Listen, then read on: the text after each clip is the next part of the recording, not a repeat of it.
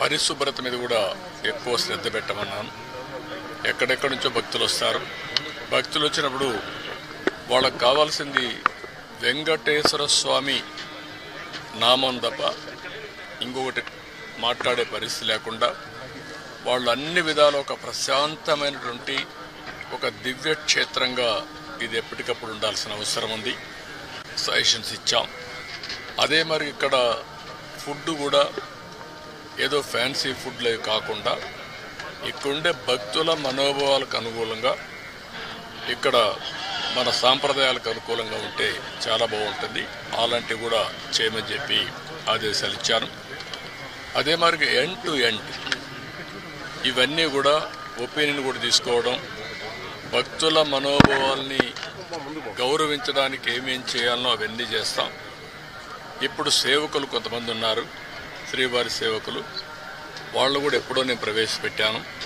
వాళ్ళు ఒక 15 లక్షల మంది అయ్యారు.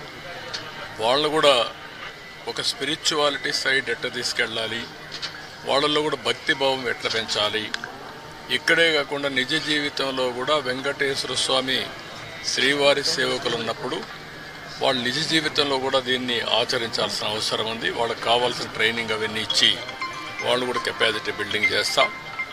అదే మరి ఎక్కడికక్కడ సమాచారాన్ని కూడా తీసుకొని ఒక విధంగా చెప్పాలంటే మళ్ళీ వెంకటేశ్వర స్వామికి పూర్వ వైభవం వచ్చే విధంగా, అదే కాకుండా ఎప్పటికీ ఇది ఒక దివ్య క్షేత్రంగా పవిత్రమైన క్షేత్రంగా తయారు చేయడానికి ఏమేం చేయాలో అన్ని చర్యలు తీసుకోమని చెప్పి మేనేజ్మెంట్కి గవర్నమెంట్ తరఫున కూడా ఆదేశాలు ఇచ్చాం. అవన్నీ చేసేదానికి శ్రీకారం చుట్టారు. నా సమీక్షలో ఒకప్పుడు ఏవైతే పగడ్బందీగా చేయడానికి మొత్తం గ్రీన్ కవర్ అయితే ఇప్పుడు 72%కి వచ్చాం. డీప్ ఏదైతే ఫారెస్ట్ ఉందో దీన్ని 72%కి వచ్చాం. దాన్ని 90% తీసిపోయే అవకాశం ఉంది. బయోడైవర్సిటీ కూడా ఫోకస్ చేయమన్నాను. అదే సమయంలో ఇక్కడ వాటర్ కన్జర్వేషన్ కూడా లాజికల్గా తీసుకుపోవాల్సిన అవసరం ఉంది. ఒకప్పుడు మెడిసినల్ ప్లాంట్స్ కూడా తీసుకొచ్చి పెట్టాం. ఇవన్నీ కూడా ఎందుకంటే ఒక పక్క బయోడైవర్సిటీ ఒకటి, రెండోది ప్రశాంతమైన వాతావరణాన్ని క్రియేట్ చేయడానికి అనుకూలమైన వాతావరణం చేయాలని చెప్పి ఉద్దేశంతో ముందుకు పోయాం. అది కూడా ఒకసారి మళ్ళా సమీక్ష చేశాను.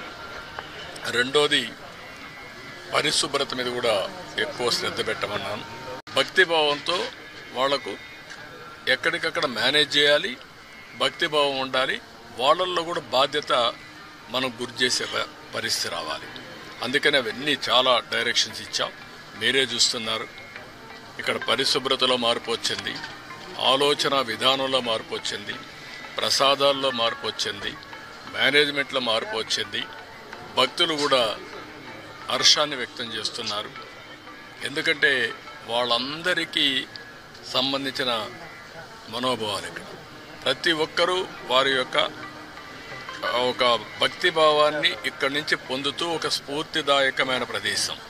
ఈ స్ఫూర్తిదాయకమైన ప్రదేశం